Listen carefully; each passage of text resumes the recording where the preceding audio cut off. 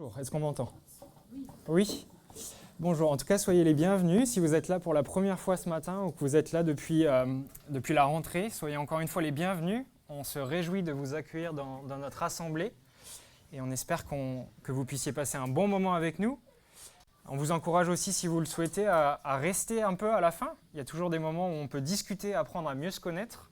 Donc on se fera un plaisir aussi de pouvoir discuter avec les uns les autres et puis apprendre à vous connaître.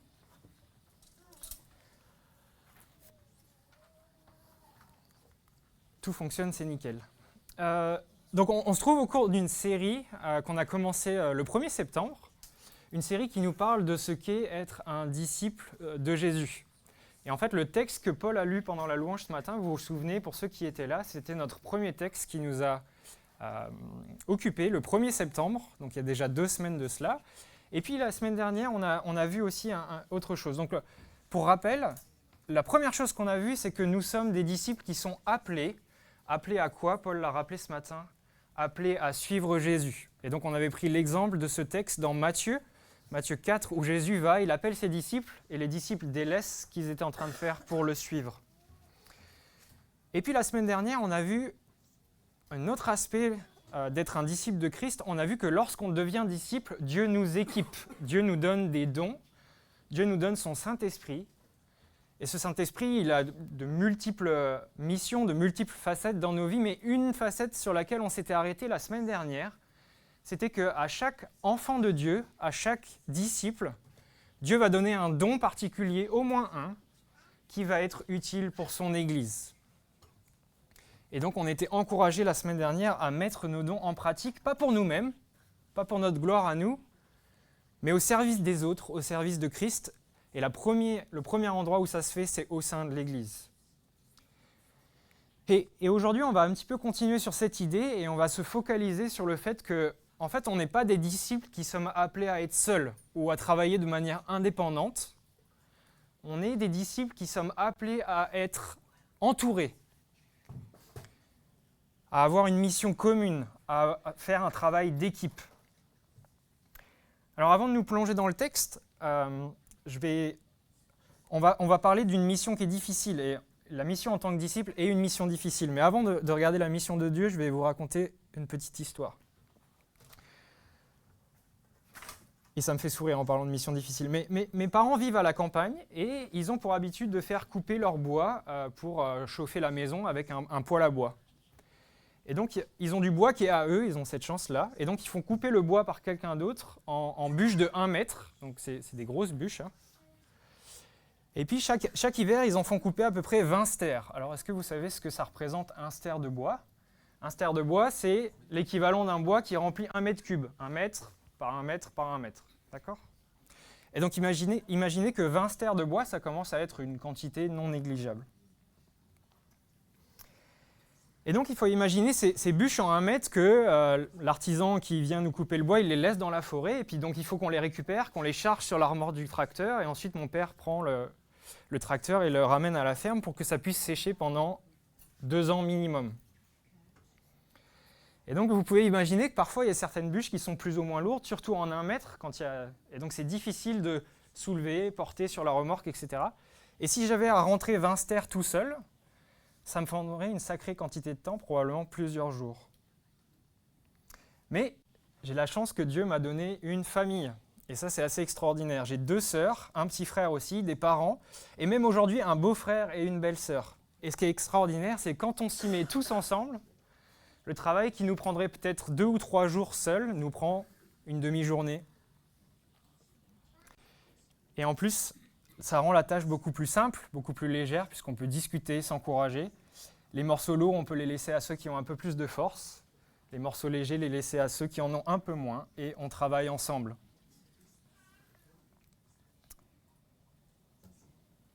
La mission que Dieu nous confie est de faire des disciples qui font des disciples. Et cette tâche, elle est parfois dure. Elle est parfois ingrate. Elle est souvent difficile. Elle peut être fatigante aussi. Mais Dieu ne nous laisse pas seuls. Et il nous a aussi donné une famille, c'est l'Église. C'est l'Église. Et dans cette famille, on peut s'aider, on peut s'encourager, on peut prendre soin les uns des autres, pour travailler ensemble à la tâche que Dieu nous a confiée.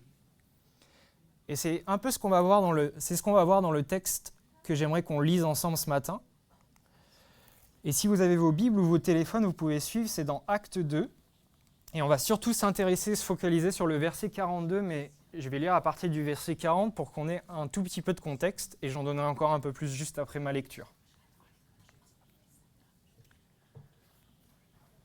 Donc, Acte 2, verset 40. Pierre continuait avec instance à leur adresser d'autres paroles pour les persuader. Et il les encourageait, leur disant « Recevez le salut. Séparez-vous de cette génération dévoyée. » Ceux qui acceptèrent les paroles de Pierre se firent baptiser, et ce jour-là, environ 3000 personnes furent ajoutées au nombre des croyants. Dès lors, ils s'attachaient à écouter assidûment l'enseignement des apôtres, à vivre en communion les uns avec les autres, à rompre le pain et à prier ensemble. Et donc, ce qu'on va voir ce matin, c'est que si on avait à résumer l'Église en 4 activités, eh ben, la Bible est incroyable, elle nous fait ce résumé en un seul verset. Quelles sont les activités essentielles pour l'Église ? Eh ben, je crois qu'on en a un bel aperçu dans ce verset 42. Pour vous redonner un tout petit peu de contexte, avant qu'on plonge dans le texte, ce texte se trouve juste après la venue du Saint-Esprit à la Pentecôte. Vous savez, Jésus est remonté au ciel auprès du Père et il a promis d'envoyer son Saint-Esprit, le Consolateur, auprès de ses disciples qui attendaient cela à Jérusalem. Et donc le Saint-Esprit arrive, vous savez, c'est la Pentecôte, il y a ces langues de feu, les disciples se mettent à parler dans des langues étrangères, et il se trouve qu'à Jérusalem, à ce moment-là, il y avait beaucoup d'étrangers qui venaient pour la fête des prémices. Et donc ce qui est incroyable, c'est que les Juifs qui venaient de pays différents commencent à entendre les disciples parler dans leur langue, alors que les disciples n'avaient jamais appris ces langues-là. Et donc par ce miracle que Dieu a fait, beaucoup de gens se posent des questions, il y en a même qui pensent que les disciples ont un peu trop bu. Et alors Pierre prend alors la parole, c'était pas le dernier à prendre la parole, mais il prend la parole et il va prêcher et annoncer la mort et la résurrection de Christ d'une manière assez exceptionnelle. Je vous invite à relire ce texte si ça vous intéresse, mais la prédication de Pierre, elle est vraiment inspirée et on sent vraiment la présence du Saint-Esprit dans sa prédication. À tel point qu'à la suite de cela, Dieu va permettre que 3000 personnes donnent leur vie d'un seul coup à Jésus-Christ. Et ces personnes vont se faire baptiser. Et donc, on se trouve vraiment juste là, dans notre texte. Et donc, ce que ce verset nous dit, c'est que le verset 42, c'est que ces 3000 disciples, ils ont donné leur vie à Christ, et qu'est-ce qu'ils ont fait ? Ils s'attachaient, ou ils persévéraient dans d'autres traductions, à 4 activités essentielles. Et avant de s'attarder sur chacun de ces 4 points, je veux juste souligner ici le mot qui est utilisé. Le terme de s'attacher, le terme de persévérer, ça induit vraiment un effort. Ça induit qu'en fait, ils mettaient leur énergie, tout ce qu'ils avaient, ils faisaient en sorte de mettre en priorité ces 4 activités essentielles, alors qu'ils venaient juste de donner leur vie à Christ. Et je crois vraiment sincèrement pour nous aujourd'hui, qui sommes ici au XXIe siècle, ça constitue aussi pour nous, ce Acte 2, verset 42, un guide. En fait, pour nous, l'Église a pris des formes peut-être différentes par rapport à l'Église des Actes, mais le fond de l'Église reste le même. Et il doit rester le même. Et je crois qu'on peut vraiment s'appuyer sur ce texte ce matin pour comprendre ce qu'est l'Église et comment on veut la vivre en tant que disciples de Christ ensemble ici aussi à l'EPEDE. Alors je vous propose qu'on regarde ces 4 activités qui sont mentionnées dans ce verset. La première, c'est l'écoute assidue de l'enseignement des apôtres. Et donc, il faut vraiment se rendre compte, dans le contexte du texte ici, c'est que les nouveaux disciples, ils avaient la chance que les apôtres qui ont suivi Jésus pendant 3 ans, ils se trouvaient tout près d'eux.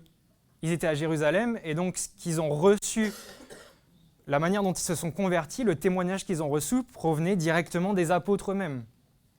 Malheureusement pour nous, aujourd'hui, on ne peut pas parler à Pierre directement. On ne peut pas parler à Jean ou à Jacques. Mais Dieu, dans sa grâce, nous a laissé quelque chose d'assez incroyable. C'est la Bible, sa parole, qui contient en fait leur témoignage, la manière dont ils ont vécu ces moments-là avec Jésus. Et Dieu nous laisse sa parole pour que nous puissions à notre tour être à l'écoute de ce qu'il veut nous dire et entendre ces témoignages que Dieu nous a laissés. Dieu se révèle au travers de sa parole et il nous permet de mieux le connaître, de connaître son plan de sauvetage pour l'humanité et de pouvoir connaître la vérité. Et c'est quelque chose qu'on entend beaucoup dans nos églises, mais oui, la Bible est la vérité. Si vous cherchez la vérité, si vous vous demandez où elle se trouve dans ce monde, la Bible est la vérité parce qu'elle est parole de Dieu. Et il est donc important pour chaque disciple de la lire, la connaître, de la comprendre et de voir comment ces vérités changent nos vies ou impliquent des décisions dans nos vies ou comment ça transforme nos cœurs. Parce que la Bible n'est pas seulement faite pour qu'on la connaisse, mais aussi pour qu'elle transforme petit à petit notre manière de voir, de vivre, de penser, d'agir. Et donc c'est pour toutes ces raisons que, ici à l'EPEDE, on accorde beaucoup d'importance à la prédication, ce que je suis en train de faire devant vous. C'est-à-dire l'étude assidue de la parole, où quelqu'un en fait nous enseigne, peut-être quelqu'un étudie un texte et vient partager ce qu'il a reçu de ce texte. Mais la prédication, ce n'est pas la seule forme d'enseignement de la parole qui existe. Et dans notre Église, il y en a beaucoup d'autres. Il y a par exemple aussi les temps d'enseignement des enfants, qui sont en cours maintenant. Il y a aussi les discussions autour de la Bible qu'on peut avoir au GBU, que j'ai connu pendant des années, mais aussi les groupes de maison, où on prend un texte et on essaye de le comprendre ensemble en se posant des questions, en discutant autour du texte. Il y a aussi bien sûr la lecture personnelle de la Bible, et je vous encourage à suivre un plan, ou en tout cas à avoir une idée précise de ce que vous voulez lire. Et puis aujourd'hui, on a aussi la chance d'avoir une littérature qui n'est pas 100% inspirée, qui n'est pas forcément toujours juste, en tout cas pas autant que l'est la Bible, mais il y a des livres qui peuvent nous aider aussi à mieux comprendre la Bible et qui peuvent nous encourager aussi. Alors la question que je voudrais juste nous laisser ce matin, très simplement, c'est quelle forme est-ce que ça prend pour nous tous l'étude de la parole ? Est-ce qu'on l'étudie avec assiduité ? Est-ce qu'on voit comment est-ce qu'elle peut transformer nos vies ? Ici, on voit que Paul parlait des activités pour être disciple. Une des activités pour être disciple, c'est l'écoute assidue de l'enseignement des apôtres pour ces nouveaux disciples. Et pour nous aujourd'hui, ça veut aussi dire l'écoute assidue et l'enseignement de la parole de Dieu.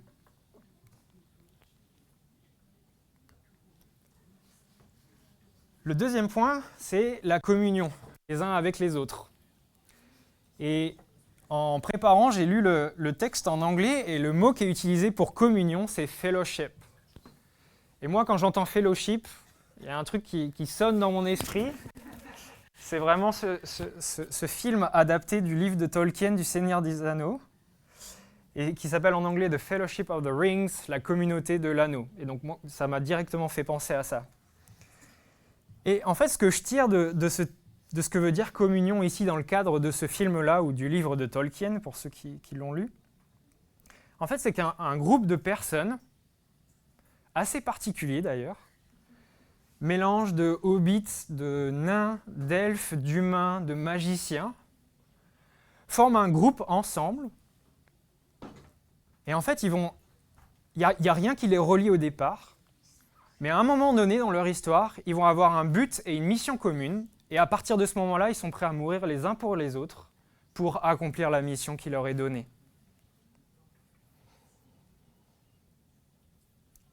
Et en fait, je trouve ça assez extraordinaire parce que je trouve que cet aspect-là décrit très bien ce que cela veut dire quand des disciples vivent en communion. Nous qui sommes disciples, nous avons des buts et une mission commune. C'est Dieu qui nous l'a donnée. Et elle peut être résumée en ceci, faites des disciples qui font des disciples, dans Matthieu 28. Mais on vient tous d'horizons différents, de contextes familiales différents, même d'affois de nationalités, cultures différentes. Et en fait, ce que Dieu fait au travers de Christ, c'est assez extraordinaire. Il nous adopte dans sa famille et il nous met ensemble. Et il y aurait toutes les raisons du monde pour lesquelles ça ne marcherait pas. Pourquoi est-ce qu'une centaine de personnes pourraient arriver à vivre ensemble et à accomplir quelque chose, sachant qu'on a à peu près tous notre idée de comment on veut fonctionner et qu'on n'a pas envie que les autres nous disent comment. Mais par la grâce transformatrice de Christ, et par le fait qu'on reconnaisse en lui notre chef, l'Église avance sur le fondement de qui il est, de sa personne, et on peut être ensemble et être unis grâce à lui. Et ça, c'est quelque chose d'extraordinaire, et ce texte nous le rappelle et le martèle ce matin.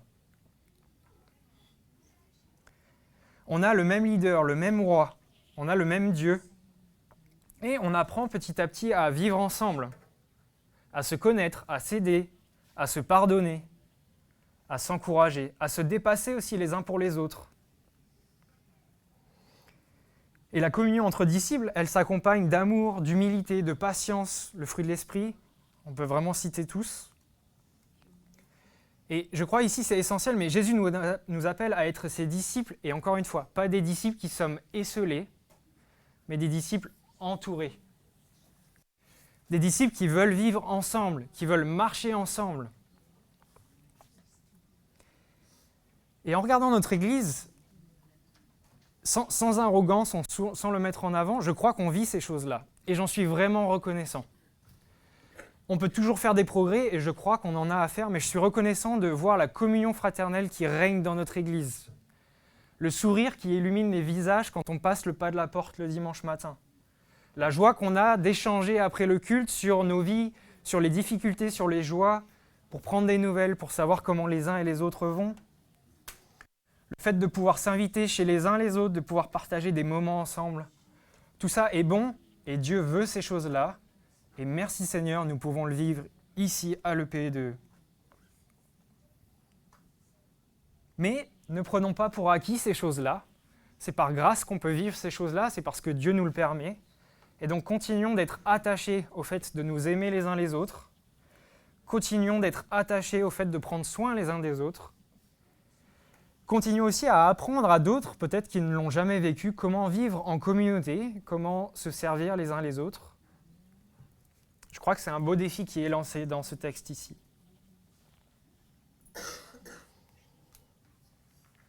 Troisième activité, c'est rompre le pain. Dans le verset, c'est dit « Dès lors, il s'attachait à rompre le pain ». Alors derrière cette idée de rompre le pain se cache quelque chose qui fait partie intégrante de notre culture en tant que Français. Partager des bons moments autour de la nourriture. Et vous pouvez demander à Émilie, mais je me souviens quand mon épouse est arrivée des États-Unis et qu'elle a vécu ses premières fêtes de fin d'année, elle trouvait vraiment que les repas étaient interminables, que ça ne s'arrêtait jamais. Apéritif, entrée, plat, fromage, dessert, digestif, bref. Les repas, on connaît assez bien en France. Et dans notre texte, il n'y a pas de repas à la française, je vous rassure, mais ça pourrait désigner des repas en commun, comme on peut le faire ici dans ce qu'on appelle les repas fraternels, pour le coup qui ressemblent à des repas assez français. Mais ça pourrait aussi désigner la Sainte Seine, qu'on a partagée ensemble ce matin. Et en fait, je suis assez à l'aise avec l'idée que ça peut être les deux en même temps. Parce que dans l'église primitive, dans l'église naissante, souvent le moment de la Sainte Seine se faisait aussi au beau milieu d'un repas. Et donc ici, rompre le pain peut vraiment vouloir dire partager un repas ensemble et prendre la scène. Et donc on l'a vécu ce matin, la Sainte Seine est un moment pour nous rappeler de ce que Jésus a fait pour nous, de son sacrifice à la croix, de son corps qui a été brisé pour nous, de son sang qui a coulé pour nous purifier de nos péchés et de nos fautes. Et c'est autant pour nous en tant qu'individus, on se retrouve un peu face à face devant Dieu et on est appelé à s'examiner. Mais il y a aussi une portée collective de la Sainte Seine, où ensemble, en fait, on se rappelle de qui est Christ, de ce qu'il a fait pour nous. Et ce n'est pas seulement une action pour nous individuellement, ça l'est, mais c'est aussi un sacrifice pour nous collectivement en tant qu'Église. Et ce repas, il nous permet de renforcer nos liens, en fait. De se souvenir de plein de choses. Et on pourrait passer des heures à essayer de comprendre, mais ça nous met tous devant un pied d'égalité quand on prend la scène. Pourquoi ? Parce qu'on est tous des pécheurs rachetés par grâce. Il n'y en a pas un qui est mieux que les autres. Il n'y en a pas un qui doit prendre le dessus sur les autres. Et bien, quand on comprend ça, ça aide à vivre en communauté, non ? Ça aide à comprendre qu'on doit élever les autres, qu'on doit les servir, qu'on doit les aider, qu'on doit les encourager. Et donc la Sainte Seine a une portée vraiment collective. Et les repas fraternels aussi. Et donc on se rappelle, 4e activité maintenant, donc la première c'était l'enseignement, la deuxième la communion, la troisième rompre le pain ou les repas, et enfin la 4e prier ensemble. Le 4e pilier, c'est la prière ensemble, collective dans ce texte. Le fait de prier les uns pour les autres, et aussi les uns avec les autres, va donner une portée à la prière qu'on trouve nulle part ailleurs en fait. La prière, elle marque notre dépendance à Dieu, notre soif de relation avec lui, et puis elle transforme nos cœurs qui sont parfois indépendants ou qui n'ont pas forcément envie d'avoir Dieu dans nos vies. La prière, elle agit dans nos cœurs et elle nous transforme petit à petit. Mais elle est aussi là pour nous permettre de démontrer notre amour pour les autres.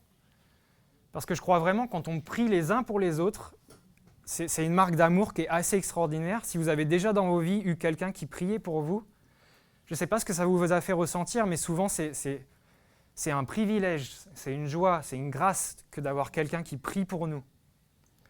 Je me souviens de mes grands-parents, et ils avaient une certaine tradition qui, quand j'étais jeune, je ne comprenais pas toujours, mais on ne pouvait pas partir de leur maison sans qu'ils aient prié pour nous. Et avec le recul, je suis tellement reconnaissant de cette grâce, d'avoir des grands-parents qui priaient pour nous, pour le chemin du retour sur la route, pour l'école, etc. Merci à eux d'avoir été si fidèles dans ces prières-là. Et donc vraiment, la prière qui est enseignée ici, c'est prier ensemble. Prions ensemble. Les uns pour les autres, pour nos sujets de joie, nos sujets qui nous font du mal, nos souffrances. Prions ensemble pour dire à Dieu à quel point nous l'aimons et à quel point nous voulons le suivre.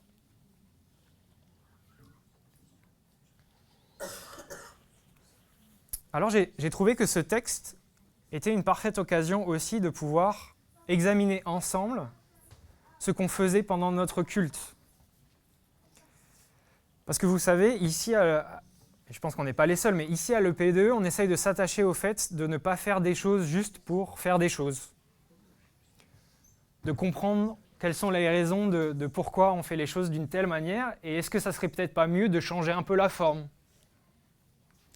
Et donc je vais juste vous donner quelques exemples, et en plus de ça, je trouve que c'est un super moyen pour peut-être présenter aussi, devant vous qui êtes nouveaux ou qui venez avec nous depuis pas si longtemps, nos activités, pourquoi on fait les choses et quel est un peu notre regard sur ces choses-là. Alors vous l'avez vu ce matin, le culte commence par un temps de louange où on va chanter à Dieu, on va chanter vers Dieu. Alors on peut se poser la question, pourquoi chanter ? En fait, c'est un des moyens les plus simples pour qu'un grand nombre de personnes puissent parler en même temps, de manière compréhensible par tous, et que ça soit en même temps joli. Peut-être en fonction de qui vous êtes assis à côté, ça peut être plus ou moins joli. Mais globalement, c'est joli. Et ce temps de chant, en fait, il renforce notre communion avec Dieu de plein de manières. Et ça mériterait encore une fois d'en parler pendant des heures, mais la communion entre nous, elle est renforcée par les chants parce qu'on s'imprègne ensemble de vérités qui se trouvent dans ces chants. Et puis on fait monter vers Dieu notre reconnaissance et notre amour pour lui. En quelque sorte, on est baigné dans une culture de chant commune, et donc on connaît ces chants, on les chante ensemble et on les élève vers Dieu pour lui, pour ce qu'il a fait pour nous, dans une attitude de reconnaissance. Et donc vous voyez, je me suis amusé à noter à quoi faisaient référence à chaque fois les activités. Le temps de louange, c'est la communion, l'enseignement, et puis on a aussi des temps de prière. Ensuite vient la prédication. C'est le temps où on est enseigné par un prédicateur qui explique le texte biblique et qui nous aide à pouvoir le comprendre et le vivre. Et comme je vous disais tout à l'heure, on accorde de l'importance à la prédication qu'on appelle textuelle suivie. Qu'est-ce que ça veut dire ? C'est-à-dire qu'en fait, on va prêcher une suite de textes dans un même livre, un peu comme un bloc. Et pourquoi on fait cela ? Parce qu'on croit que quand Dieu a inspiré les auteurs des différents livres à la Bible, en fait, il y a une continuité à comprendre dans le texte, il y a une sorte d'argumentaire à comprendre qui serait difficile à comprendre si on pioche des textes un peu par-ci, par-là. Et donc, on attache beaucoup d'importance à essayer de comprendre le livre dans sa continuité. Et donc, ça ne veut pas dire que vous savez, juste pour donner un exemple, on a commencé une série sur l'évangile de Matthieu. Pour ceux qui sont là depuis longtemps, je crois qu'on a commencé en 2018, donc ça fait 6 ans. Et donc Matthieu, c'est un long livre, donc on l'a pris petit à petit, et aujourd'hui on arrive dans les derniers chapitres, il nous reste encore un peu de chemin. Mais rassurez-vous, on n'a pas fait Matthieu juste d'un seul bloc, on a entrecoupé aussi d'autres textes ou d'autres séries. Mais voilà, c'est important pour nous de comprendre la parole dans son ensemble, dans son entièreté et dans son contexte. Et donc la prédication, ça encourage, ça affermit la communion et aussi l'enseignement. Et puis comme je disais tout à l'heure, il y a une autre forme d'enseignement pendant nos cultes. Et pendant la prédication, les enfants sont encouragés à aller dans différentes salles en fonction de leur âge. Et ça leur permet de recevoir un enseignement, mais aussi faire des activités qui sont adaptées à leur âge et où en fait, ils sont accompagnés de moniteurs qui ont à cœur de prendre soin d'eux, de les aider à mieux connaître Dieu et de les aider petit à petit, de les accompagner s'ils désirent faire des pas avec Christ, de mieux comprendre qui il est, de comprendre qu'ils ont besoin de lui en tant que Sauveur et Seigneur. Et ils ne seront pas tous là ce matin parce qu'il y en a beaucoup qui sont déjà occupés avec les enfants, mais vraiment au nom des anciens et de toute l'Église, je tiens vraiment à remercier les moniteurs des écoles du dimanche parce qu'ils font un travail et un ministère incroyable auprès de nos enfants. Et ils sèment. Et vraiment, il n'y a rien de plus beau que de semer et de témoigner de la parole de Dieu auprès des enfants. Et donc, merci à chacun pour votre service auprès des enfants. Je peux faire une remarque là-dessus? Oui, Myriam. Il y a quelques temps de ça, vous avez fait un culte spécial de prière où on a prié les uns pour les autres pour les gens qui avaient des problèmes de santé ou autres. Et les sujets ont été emmenés dans les salles avec les enfants. Et les enfants ont prié pendant plusieurs semaines pour les gens qui étaient sur la liste.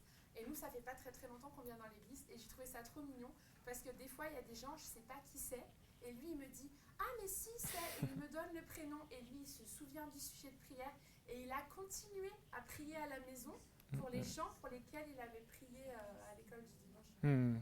Merci Myriam. Et c'est tellement chouette parce que ça renforce une idée qui parfois est difficile à mettre en pratique, mais les enfants sont l'Église avec nous aujourd'hui. Ils ne sont pas juste séparés parce qu'on ne veut pas qu'ils fassent de bruit. On veut les intégrer dans notre vie d'Église et ce n'est pas toujours facile parce qu'il faut que ça aille pour tout le monde. On ne peut pas prêcher à des enfants de 3 à 6 ans de la manière dont on enseigne des adultes, vous voyez bien. Donc il y a des défis qui se créent. Mais en tout cas, la volonté qu'on a en Église, c'est de vivre une Église qui a de la place pour les petits, les plus grands et qui a une place à donner à tout le monde. Merci Myriam. Dans la continuité de notre culte, souvent, on a un temps où on a des annonces. Et donc ça renforce aussi notre communion les uns avec les autres parce que ça va nous permettre d'être au courant de ce qui se passe dans la vie de l'Église, que l'Église puisse fonctionner en unité, que les gens soient au courant de telle ou telle chose, ou quand il y a besoin de s'inscrire à certaines ou d'autres choses, on puisse le faire. Et donc on veut aussi voir les annonces, ce n'est pas juste quelque chose d'administratif ou une information qui est donnée, mais c'est un temps où on peut renforcer notre communion parce qu'on apprend ce qui se passe dans l'Église, que les uns et les autres font. On peut aussi prier pour le groupe de jeunes qui se réunit, pour le club junior ou les enfants qui vont avoir telle ou telle activité, ou le groupe de maison qui fait telle ou telle chose, vous voyez. Et donc vraiment, vivre les annonces en tant qu'Église, c'est un moyen de renforcer notre communion. Et donc il y a plein d'activités qui tournent à l'Église. L'idée, ce n'est pas de faire un catalogue complet. Il y a juste 2 autres choses que je veux mentionner. Il y en a une qui tourne autour de la Sainte Seine, vous l'avez vu, on l'a prise ensemble aujourd'hui. La Sainte Seine, ça, comme je l'ai dit pendant longtemps, et c'est dans notre texte, mais ça renforce notre communion et ça met en pratique en fait ce fait de rompre le pain ensemble. Et donc ici, à l'EPEDéon, on la prend une fois par mois. Donc une fois par mois, on partage ce temps ensemble, on prend ce pain, ce vin, et puis on commémore le sacrifice de Christ. Après, on encourage aussi à prendre la Sainte Seine dans différents petits groupes, si vous souhaitez. Les groupes de maison, j'y reviendrai après. Mais voilà, ici, en tout cas, en Église, à nous tous, on la prend une fois par mois. Et il y a une autre chose qui est liée aussi au fait de rompre le pain ensemble, qu'on fait aussi une fois par mois. Des fois, c'est le même jour, mais pas toujours que la Sainte Seine. On partage des repas fraternels, qu'on appelle aussi parfois des agapes. Et donc, c'est un temps où chacun amène quelque chose à manger. On met tout en commun sur des grandes tables. On s'assoit ensemble, on partage des bons moments, et puis on a le plaisir de déguster ce que chacun a préparé. On a le plaisir d'apprendre à mieux se connaître, de partager de la bonne nourriture. Et c'est vraiment un temps convivial, fraternel, qui, moi, m'encourage beaucoup à chaque fois.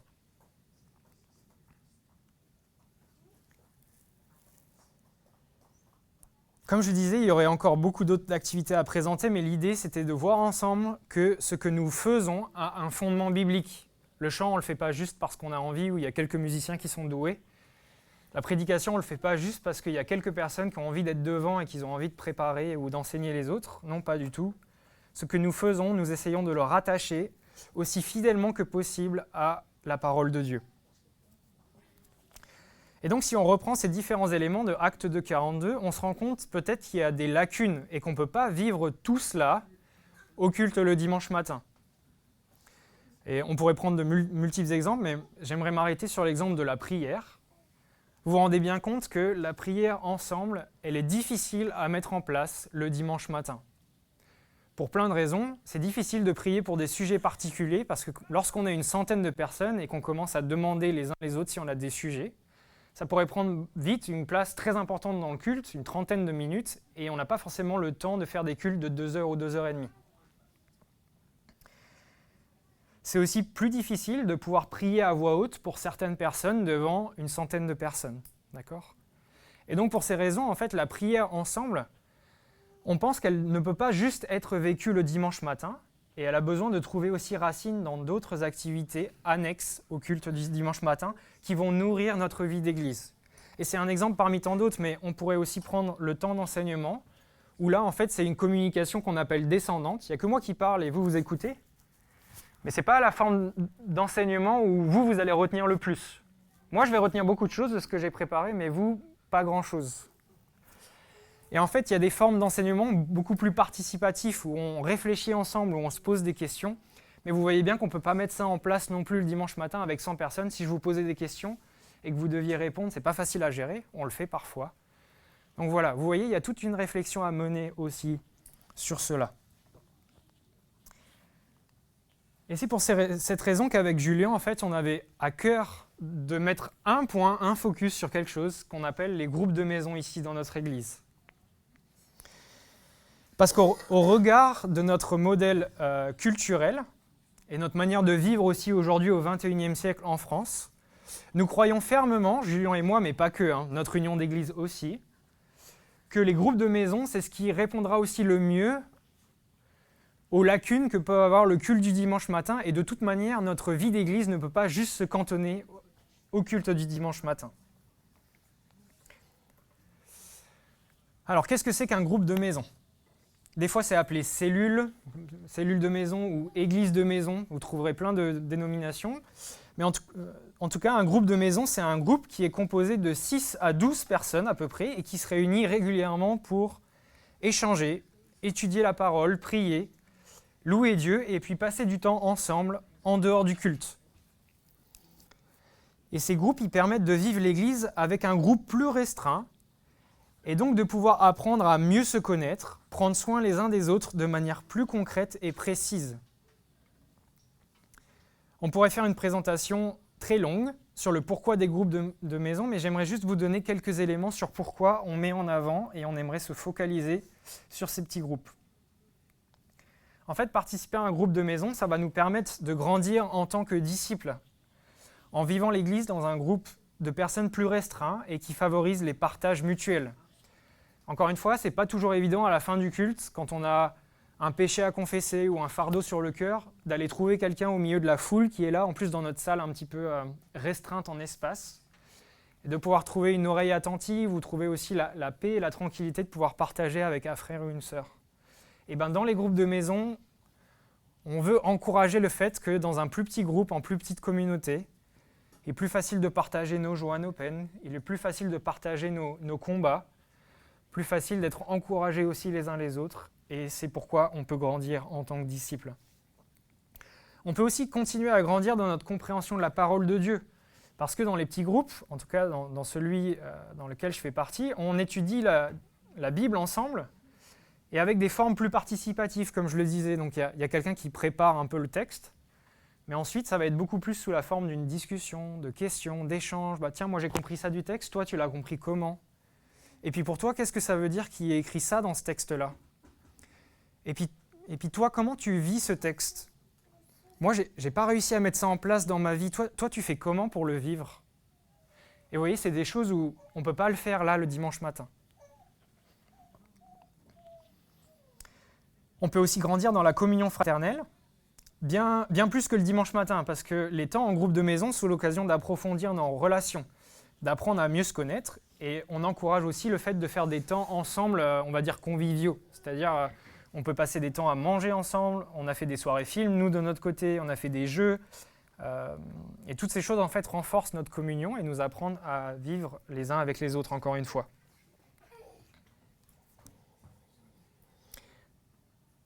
Je l'ai déjà mentionné aussi, ça permet de prier les uns pour les autres et de mettre en pratique ce qu'on a vu dans Actes 2, 42. Prier ensemble, prier quand il y a des choses qui vont mal.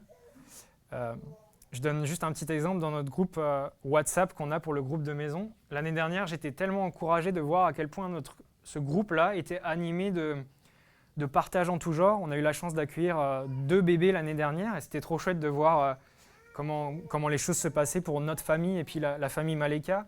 Il y a des gens qui ont traversé des moments difficiles, douloureux, qui avaient des problèmes de santé, on a pu prier pour eux, etc. Et je trouve ça vraiment extraordinaire. Le fait de pouvoir être proche de ces personnes, de les accompagner dans leur vie, de pouvoir prier pour eux, c'est quelque chose qui, moi, m'encourage beaucoup et j'aimerais vraiment que vous puissiez le vivre aussi à votre tour.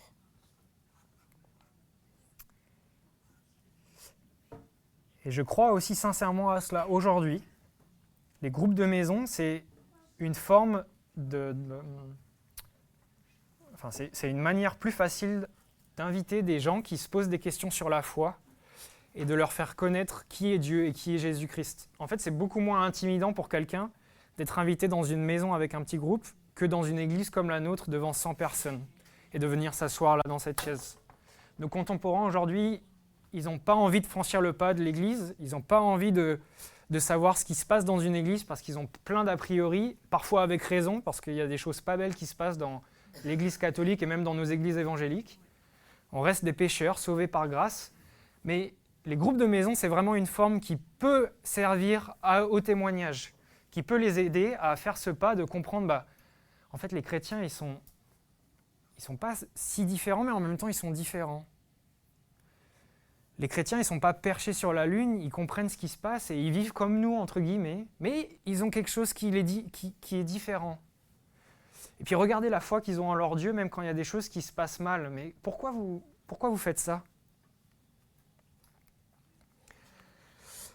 Alors il y aurait encore plein de raisons, mais je vais m'arrêter là. Donc vous voyez ici, j'ai demandé l'autorisation à notre très cher Bruce et à ma très chère épouse, mais vous voyez ici, ils partageaient un repas assez équilibré, fait de viande et de fromage. Et la salade, c'est juste pour la photo, Myriam. Donc vous voyez, il y a des bons temps qu'on passe ensemble. Alors, les groupes de maison, comment est-ce que ça fonctionne concrètement? Alors, ce qu'on essaye de faire, c'est que les groupes de maison se rassemblent par zone géographique. Ce n'est pas toujours le cas. Des fois, il y a aussi des facilités d'organisation qui font que. Mais voici où se trouvent nos 2 groupes de maison actuels. Donc, on a un groupe qui se réunit entre 2 lieux, mais plutôt vers Dijon-Centre, côté ici, là, en bleu. Et puis, on a un groupe qui regroupe pas mal de gens qui se trouvent plutôt sur la partie sud de la métropole dijonnaise, donc Quetigny, Longwy et puis Chenôve. Et donc pour l'instant, on a 2 groupes de maison qui ont leur fonctionnement indépendant, dans le sens où ils se réunissent pas le même jour, ils n'étudient pas les mêmes choses, ils ne font pas forcément les mêmes activités.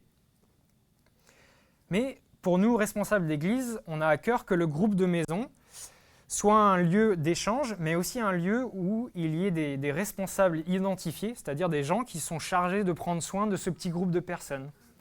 Un peu comme des bergers désignés pour ce groupe-là en particulier. Et donc dans nos groupes pour l'instant, donc le groupe de Dijon-Centre, c'est Julien et Julie. Et dans le groupe de Dijon-Sud, c'est Émilie et moi-même. Mais en fait, je vous dis ça, mais dans notre groupe à nous, en tout cas à Dijon-Sud, c'est vraiment réparti, la charge est collaborative. Et en fait, on prend soin les uns des autres et c'est simplement plus pour avoir un lien entre les anciens et le groupe de maison qu'on désire qu'il y ait un responsable. Chaque groupe est indépendant et puis il s'organise comme il souhaite sur les horaires, les activités, la manière de vivre en groupe. Et les groupes sont un excellent moyen aussi de vivre l'église qu'on appelle parfois multigénérationnelle. C'est un mot compliqué, mais juste pour dire l'église de tout âge. Et si vous êtes jeune ou étudiant, je vous encourage aussi fortement à réfléchir à participer à un groupe de maison. Parce que souvent, je m'en rendais compte, moi quand j'étais étudiant, on a le groupe de jeunes, on a les GBU. Mais en fait, ces activités-là, on est avec des gens de notre âge. Et ce n'est pas une mauvaise chose, je pense que c'est une très bonne chose. Mais il y a tellement de richesse aussi à puiser dans le fait d'être en contact les uns avec les autres. Je me rappelle, il y a quelques années, donc, j'ai commencé un groupe de croissance, c'est simplement un petit groupe de 2 ou 3 où on s'encourage, on prie les uns pour les autres et on étudie la parole ensemble. Et il s'avère on m'a proposé de faire ce groupe avec Michel Bonito, qui était dans notre église pendant très longtemps. Et Michel, je pense qu'il n'était pas loin de la soixantaine quand j'ai commencé à ce groupe de croissance. Et moi, du haut de ma vingtaine d'années, je me disais, mais qu'est-ce que je vais pouvoir avoir à voir avec ce monsieur ? J'ai 20 ans. Qu'est-ce qu'il va pouvoir, 1, comprendre à ma vie et 2, m'apprendre ? Et en fait, Dieu m'a retourné dans mes certitudes. Ça a été un des moments les plus marquants dans ma vie de disciple aussi, où j'ai appris le plus de choses. Et donc, mon encouragement pour vous, c'est aller aussi puiser dans les uns chez les autres, les plus jeunes vers les plus vieux et inversement. On a des choses à apprendre les uns des autres. Et je crois que l'Église est vraiment faite pour cela. Alors, j'ai mentionné nos 2 groupes de maison, mais on a aussi un groupe de prière, qui n'est pas formellement identifié comme un groupe de maison, mais qui est un groupe qui est vraiment dédié spécifiquement à la prière et qui se réunit en distance, par visio, on va dire, les vendredis matins, et qui est conduit par Joël et qui a vraiment identifié la prière comme moyen de vivre un temps en groupe. Et aussi, je vous parle, et vous pouvez prier pour cela, on a pour projet de créer un nouveau groupe. Vous le voyez ici apparaître petit à petit dans le quartier plutôt Parc de la Colombière. Un nouveau groupe de maison et aussi dans les tuyaux éventuellement un nouveau groupe de prière. Mais les annonces seront faites en temps voulu, mais vous pouvez prier pour cela. On est en réflexion pour ces 2 projets. Alors si le message de ce matin a fait résonner des choses en vous, vous avez fait poser des questions sur les groupes de maison, n'hésitez pas à venir nous voir, soit nous les responsables, soit ceux qui participent déjà au groupe de maison dans notre église, posez-leur des questions.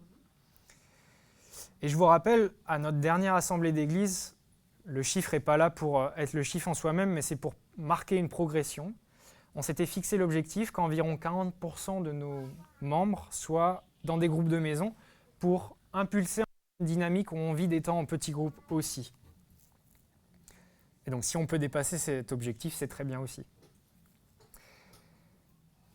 Alors maintenant, je vais appeler Mathieu, si tu veux bien. Je vais te donner un micro et Mathieu, en fait, il va nous présenter l'organisation et comment lui, il vit le groupe de maison. Il se réunit, il va nous le dire, mais il se réunit avec le groupe Dijon Centre. Et donc, il va juste nous parler en quelques minutes de comment ça fonctionne le groupe de maison à Dijon Centre. Je te laisse prendre un micro.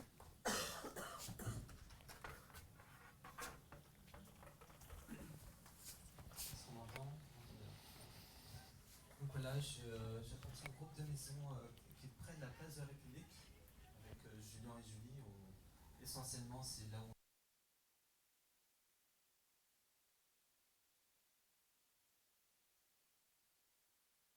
du temps à lire la parole, à écouter ce que la parole veut nous dire.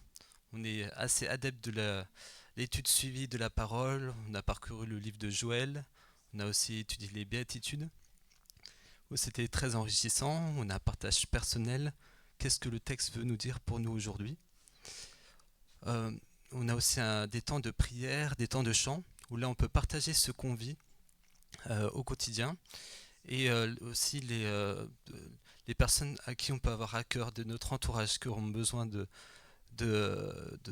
l'évangile, de notre témoignage. Et je trouve que c'est des temps forts, c'est des temps où en fait, les personnes de notre groupe de maison sont là où nous, on ne pourrait pas être. Chacun a des emplacements et on peut s'investir dans la prière pour ces personnes. Et c'est très encourageant aussi pour les personnes, voilà, quand on se sent porté dans la prière, on n'est pas seul dans notre quotidien. On a des temps aussi de communion communion fraternelle et aussi autour de repas, de plats. Et je trouve qu'on a des talents assez exceptionnels dans le groupe de maison. Terence qui nous prépare des plats qui sont succulents, très originaux, que j'ai jamais goûté. Constance, des gâteaux qui sont vraiment très bons, que j'apprécie beaucoup. Donc voilà, c'est des moments où on se laisse pas désirer pour en profiter.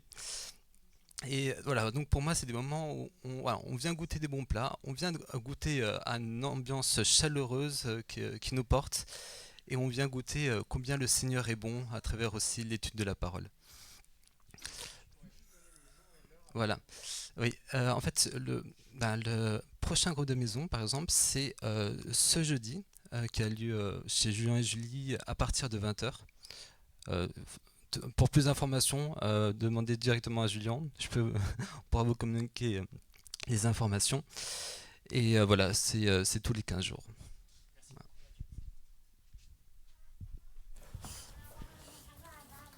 Et du coup, j'ai aussi le privilège de présenter notre groupe de maison. Alors nous, on a décidé d'avoir un fonctionnement un petit peu hybride et différent de celui de Dijon Centre. On se réunit tous les vendredis soirs à 20h30 le plus souvent. Et on a un fonctionnement où une fois sur deux, c'est par visioconférence et l'autre fois, c'est en présentiel dans l'une des maisons, donc soit Chenauve, soit Longwy, soit Quetigny, très souvent. Alors pourquoi ce fonctionnement? Ça permet il y a pas mal de familles avec des jeunes enfants, comme c'est le cas pour Émilie et pour moi-même. Et donc si c'est toujours en présentiel, il y a toujours un de nous deux qui doit rester avec les enfants à la maison. Donc là, ça permet, quand c'est à distance aussi, de pouvoir vivre ce temps ensemble. Ça facilite aussi parfois les trajets en hiver, où on n'a pas envie de sortir forcément à 20h30 le soir en voiture. On a aussi différents types de soirées types. On a fait l'année dernière... Malachi notamment, on a étudié ce livre de A à Z, on a fait Tite aussi. Et là, on se lance cette année dans l'étude de Daniel. Et donc, petit à petit, on avance dans ces livres et on s'encourage les uns les autres. La préparation, on va dire, de ces textes en amont est répartie. Chacun est libre de pouvoir préparer ou même être aidé pour pouvoir préparer et animer ce temps de discussion. On a aussi des temps de partage et de prière. On a des temps de temps conviviaux, on va dire, donc ça peut être autour d'un repas, comme je vous l'ai dit. L'année dernière, on avait fait une soirée jeux de société. On avait aussi pour projet de regarder éventuellement la série The Chosen. On ne l'a pas encore fait, mais je crois qu'il y a eu une soirée film à un moment donné l'année dernière.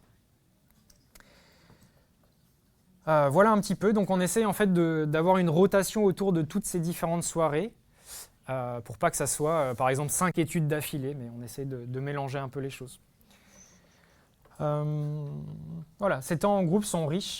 En fait, ça permet de vraiment tisser des liens qu'on ne pourrait pas avoir avec les gens juste le dimanche matin, encore une fois. On connaît les gens dans un contexte différent. Ça nous permet de pouvoir renforcer ces liens-là. Ce que je vous propose de faire maintenant, c'est simplement qu'on passe 5 minutes dans la prière. Et je vais vous inviter vraiment à prier spécifiquement pour nos groupes de maison, le projet aussi de création d'un 3e groupe, et puis prier plus globalement aussi pour notre Église. Vous avez vu la semaine dernière que l'Église parfois commence à se faire sentir petite. C'est vraiment quelque chose qui est en réflexion pour l'instant, simplement en réflexion, et on a besoin de Dieu dans tout ça. Donc prions pour notre Église, notre communauté, qu'on puisse apprendre aussi et intégrer les nouvelles personnes qui nous rejoignent et qu'elles se sentent accueillies comme dans une famille, qu'on répande l'amour de Christ qui vit en nous et qu'on soit à sa suite des exemples de cet amour-là. Mais voilà, si 2 ou 3 veulent prier à voix haute, sentez-vous libre, priez aussi dans votre cœur et puis je conclurai ce temps par la prière. Ça vous va ?